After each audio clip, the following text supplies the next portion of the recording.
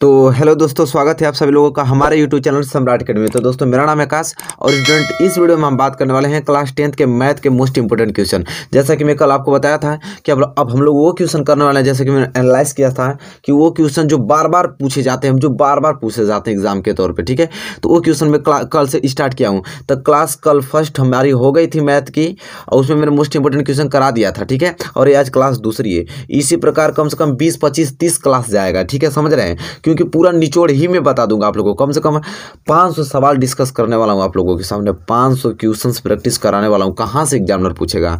500 question में लेकर आया हूं स्टूडेंट। पूरा मैथ के सीरीज में पार्ट वाइज बनता रहेगा, आपको डेली प्रोवाइड होता रहेगा, क्योंकि सभी सब्जेक्ट आपको तैयारी करना है ना। इसीलिए मैं कम से कम 5, 7, 10 सवाल ऐसे क्वेश्चन कराता रहूंगा। आप उसको प्रैक्टिस करते रहिएगा। एक दिन 500 सवाल पूरा हम लोग टोटल डिस्कस कर लेंगे। ठीक है, चलिए। और क्लास फर्स्ट नहीं देखें तो डिस्क्रिप्शन बॉक्स में लिंक है, उसको देख लीजिए। आज ये क्लास दूसरा है। ठीक है, चलिए। तो देखिए, मोस्ट इंपोर्टेंट क्वेश्चन करेंगे मैथ का। हम लोग वो क्वेश्चन करेंगे जो कि 2021 बोर्ड एग्जाम में आने की संभावना हो। ठीक है, सबसे ज़्यादा है, हम लोग इसको अच्छा कर पाए। तो बताइए, आपको वीडियो को लाइक करके ही इस वीडियो को देखना है। वीडियो का पहले लाइक कर लीजिए, प्यारा सा कमेंट कर लीजिए, तब देखना आप लोगों को। ठीक है, चलिए। उम्मीद करता हूँ आपने लाइक भी कर लिया होगा, शेयर भी अपने फ्रेंड यहाँ कर लिया होगा स्टूडेंट। ठीक है, चलिए। अब हम पहले क्वेश्चन की ओर देखिए। पहला क्वेश्चन स्टूडेंट आपके आ गया, जो कि वेरी मोस्ट इंपोर्टेंट क्वेश्चन है। बहुत बार इस एग्जाम में पूछा गया था क्वेश्चन, इसलिए मैं उसको उठाया हूँ। और सबसे बात है, चलिए देखिए, पहला क्वेश्चन ये है कि जो कि एनसीईआरटी एग्जाम पर ऐसा मैंने आप बताया था आप लोगों को कि मैथ में 70% सिर्फ एग्जाम्पल पूछे जाते हैं। और एग्जाम्पल देखिए, प्रीवियस ईयर का पेपर है, एग्जाम्पल ही दिया है, तो एग्जाम्पल भी हम लोग का क्लियर हो जाएगा। प्रीवियस ईयर पेपर का भी क्वेश्चन हम लोग कर पा रहे हैं, तो कहाँ से क्वेश्चन पूछेगा। ठीक है, चलिए पहला क्वेश्चन कल करते हैं। और पहला क्वेश्चन ये आपसे कह रहा है कि 10 मीटर लंबी एक सीढ़ी एक दीवार पर टिकाने पर भूमि से 8 मीटर की ऊंचाई पर स्थित एक खिड़की तक पहुंचती है। दीवार के आधार से सीढ़ी के निचले सिरे की दूरी ज्ञात कीजिए। देखिए, वेरी मोस्ट इंपोर्टेंट क्वेश्चन है। कितना सरल भी, हम बहुत इजी टाइप से इसे सॉल्यूशन कराने की कोशिश करूंगा। कह रहा है कि 10 मीटर लंबी एक सीढ़ी है। अच्छा, सीढ़ी है 10 मीटर लंबी। कह रहा है कि दीवार पर टिकाने पर भूमि से 8 मीटर की ऊंचाई पर स्थित है। देखिए, ये आपका भूमि है। ठीक है, और 8 मीटर ऊंचा एक दीवार है। ये आपका दीवार बन गया। कितना मीटर है? 8 मीटर ऊंचा एक दीवार इस तरह। ठीक है, और कह रहा है कि 10 मीटर लंबी एक सीढ़ी दीवार पर टिकाने पर। तो भाई कोई भी सीढ़ी आपको टिकाएंगे तो खड़ा थोड़ी ऐसे टिका पाएंगे, कभी तो इसी तरह टिकाएंगे। तो देखिए, यह जो सीढ़ी मान लीजिए हमको इसको ऊपर टिकाना है। यहाँ पे इस सीढ़ी को हम टिका रहे हैं। ठीक है, ये सीढ़ी टिक रही है इस पे इस तरह। ठीक है, टेक देकर। तो ये कितने मीटर लंबी है? 10 मीटर लंबी है। तो अब देखिए, ये 10 मीटर लंबी, ये आपको मैं इस तरह बना देता हूँ ताकि आप समझिएगा कि ये सीढ़ी है। ये 10 मीटर लंबी सीढ़ी जो है वो 8 मीटर ऊंची दीवार पर क्या हम कर रहे हैं? टिका रहे हैं। कह रहा है कि 8 मीटर ऊंची पर स्थित एक खिड़की तक पहुंचती है। मान लीजिए खिड़की है, आपका क्या करना है समझ लीजिए। ये खिड़की है, 8 मीटर ऊंची एक दीवार है, और ऊंची दीवार पे क्या है? ऊपर एक खिड़की है, और इस पर हम टिका रहे हैं एक 10 मीटर लंबी सीढ़ी को। ठीक है, इतना आप तो जान गए आप लोग। अब चलिए पहले इसका नामकरण कर लेते हैं। इसको ए मान लीजिए, इसको बी मान लेते हैं, इसको क्या मान लेते हैं? सी मान लेते हैं। अब हमसे ये पूछ रहा है कि 8 मीटर की ऊंचाई पर स्थित एक खिड़की तक पहुँचाते हैं। ठीक है, दीवार के आधार से, दीवार का आधार क्या है आपका? यह दीवार के आधार से सीढ़ी के निचले सिरे की दूरी, सीढ़ी के निचले सिरे यह है। अब इसके ये दूरी पूछा है। ठीक है, दीवार के आधार से सीढ़ी के निचले सीढ़ी की दूरी पूछा, हमसे ये पूछा। तो अब देखिए, अब तो फिगर बने, बस फिगर आप बना देंगे तो क्वेश्चन सॉल्यूशन कर लेंगे। अब इसमें बचा ही क्या है? लंब दे दिया है, कड़ दे दिया है। अब तो आधार तो पूछा हमसे, बस काम खत्म। अब आधार पूछा तो आराम से निकाल सकते हैं। तो यहाँ पे देखिए दिया क्या क्या हमको, पहले लिख लेंगे।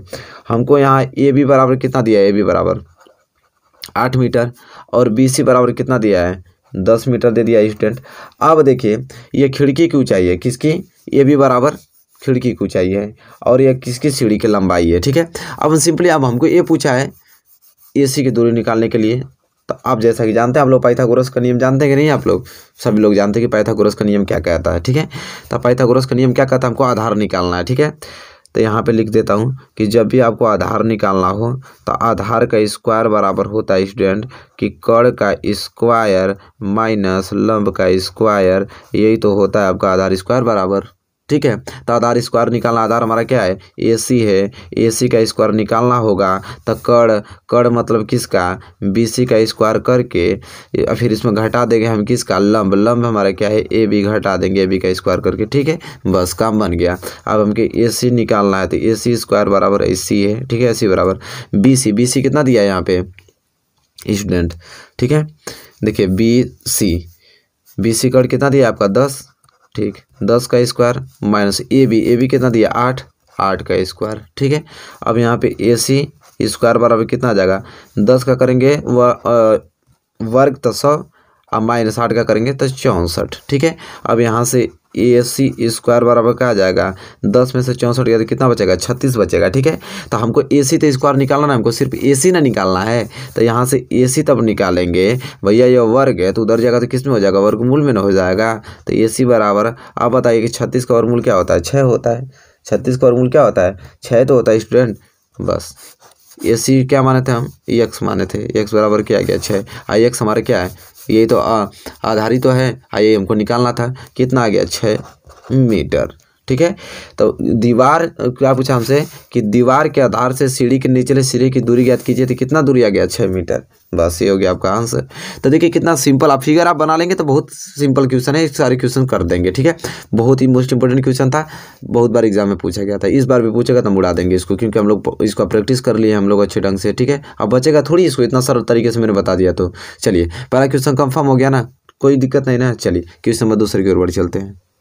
चलिए फ्रेंड देखिए क्वेश्चन नंबर दूसरा आपकी स्क्रीन पे आ गया, जो कि वेरी मोस्ट इंपोर्टेंट क्वेश्चन 2020 में भी एक क्वेश्चन पूछा गया था, ठीक है।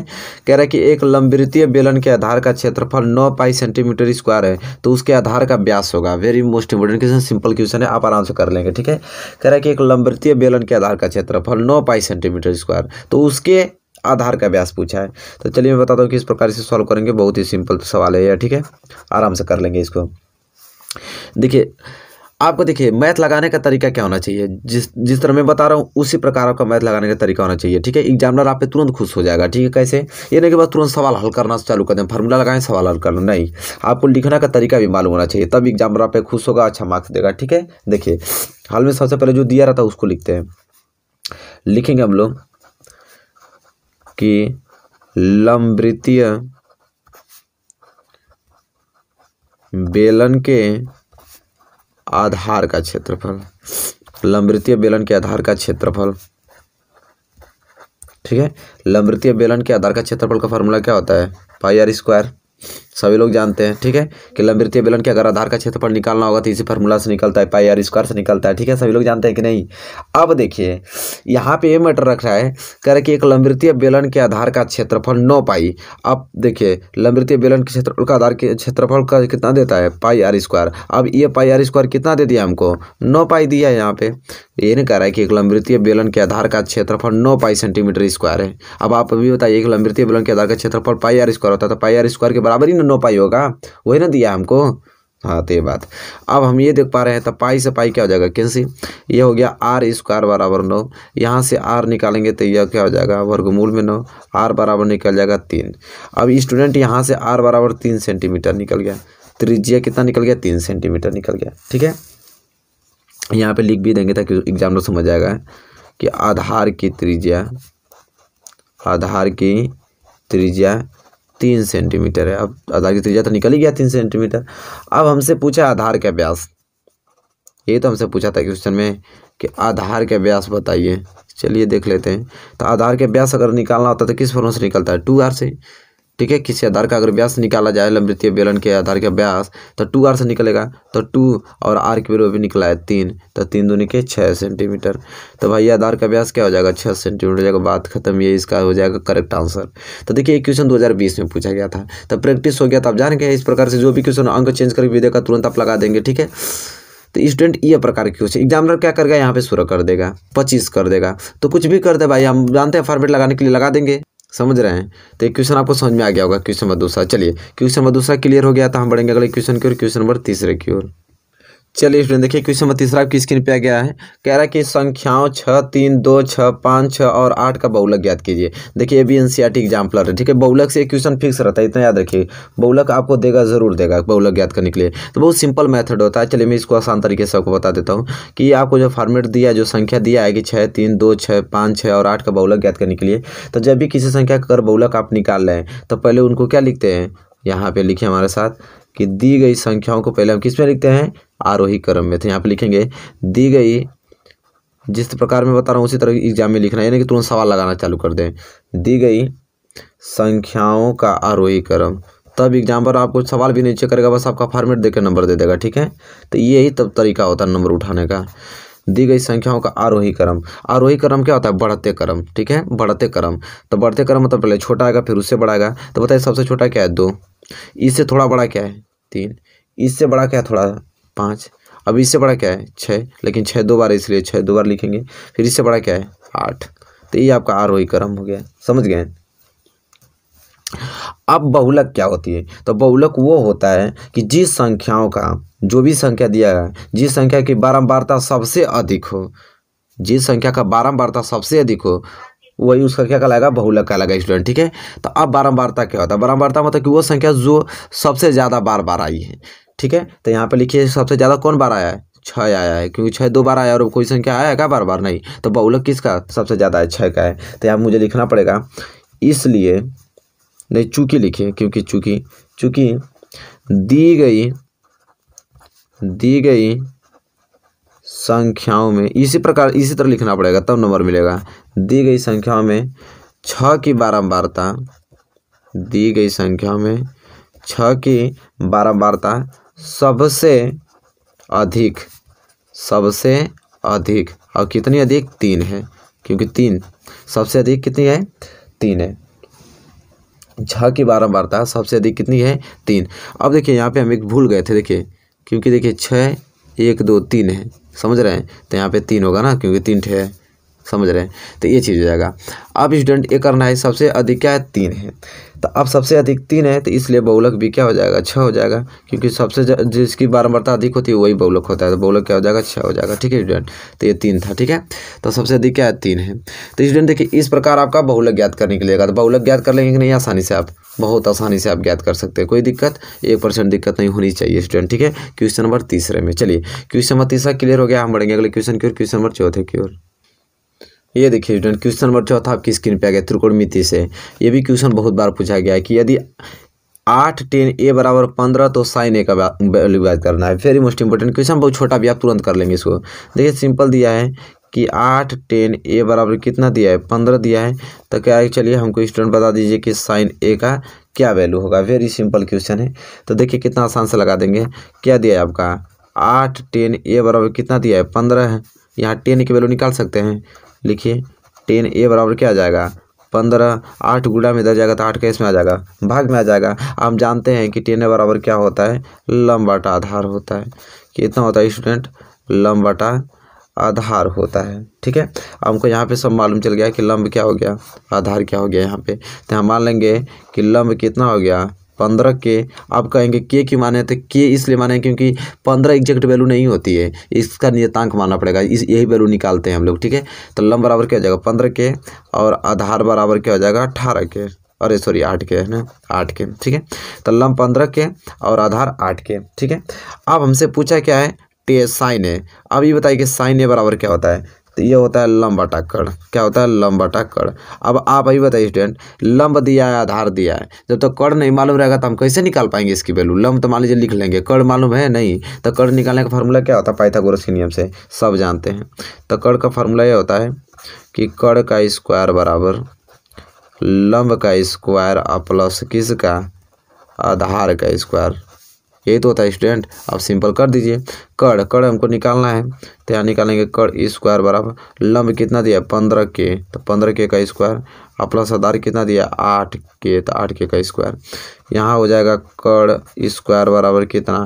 15 का करेंगे तो 225 के स्क्वायर आ जाएगा, 8 का वर्ग करेंगे तो 64 के स्क्वायर आ जाएगा। ठीक है स्टूडेंट, अब सिंपली हम ये चीज़ देख रहे हैं स्टूडेंट कि कर्ण स्क्वायर बराबर कितना आ जाएगा। तो कर्ण स्क्वायर बराबर 225 और 64 जोड़ेंगे तो 5 4 9 6 2 8। ठीक है, 6 2 8 और 289 के स्क्वायर आ जाएगा। तो हमको किसका निकालना है? कर्ण निकालना है। तो एक बात बताइए कि तब कर्ण निकालना है तो यह वर्ग है, तो इधर जाएगा तो किस में हो जाएगा?